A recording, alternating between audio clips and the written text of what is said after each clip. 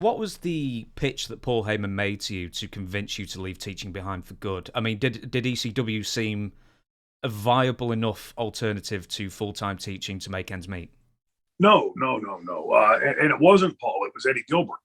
Eddie Gilbert had called me to give me my break in the UWF, and I always really liked Eddie's work. I loved working with him. As was a fan of his work, and he was one of those guys that just had that brain for wrestling, right? Like he raised in it. His dad had been a wrestler, and so he called me, and I kept politely saying no. You know, I was sort of like when I left prior to that, I had such a sour taste of the politics of wrestling that I thought, okay, I've seen enough of that. Had my fun. It's time now, go get it on the Fiverr.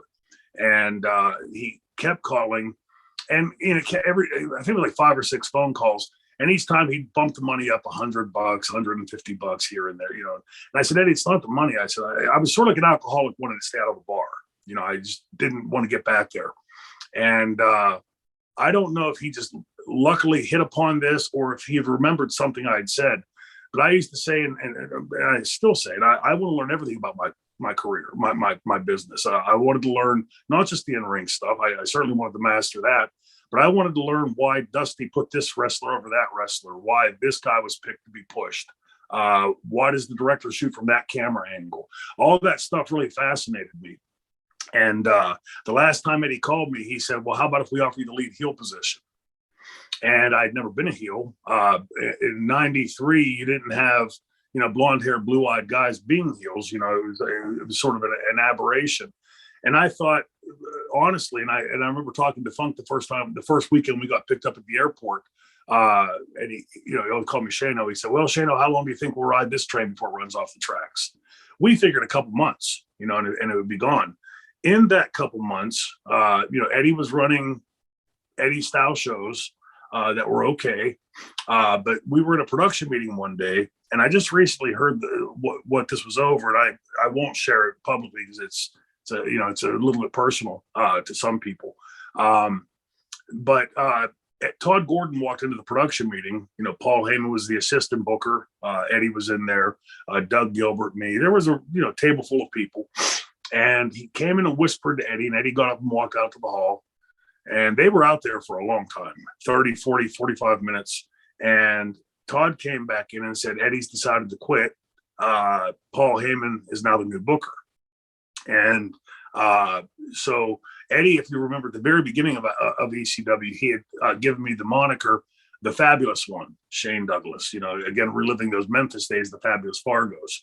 And, for me, that was sort of nebulous and hard to grasp, and turn into like a real thing. Paul came to me with the idea of the franchise. At that time, that was the first year the NFL was naming one player per team as the franchise player, supposedly the most important player on the team. And I thought about it. It's got a cool ring to it. And so I started thinking in my head, like, how would I create this character? What would come from this character? And Paul said he was friends with Lawrence Taylor, and I was, not friends, but knew Mario Lemieux and some of the Penguins and a couple of the Steelers. And I thought, he said, each night you go to the ring, you wear one of these guys' jerseys. And I said, you want him babyface or heel? And he said, no, definitely a heel. And I said, well, wouldn't the franchise expect them to wear his jersey, not the other way around? And he realized I understood the character, got the character. And the only direction he ever gave me was, you're the the franchise is the captain of the football team who steals everybody's girlfriend and has fun with her. And I knew guys like that in school, so I thought, like, I can figure this guy out. And as the character went on, of course, it was easy to sort of put new pieces to that puzzle and sort of broaden that character out a bit. But again, that happened as we were talking before we started. That came from voicing that character out. Like, what would this guy do next?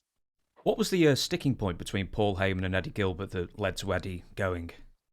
Oh, I don't think it was between those two. I think it was, I know it was, at least I heard, it was something between Eddie and somebody else that it really wouldn't be privy for me, like, right for me to speak about that publicly. I don't know if anybody else ever has, but I know I wouldn't want somebody talking publicly about this kind of stuff with my life. But it was pretty something, that was, one of those unforgivable sins type of things.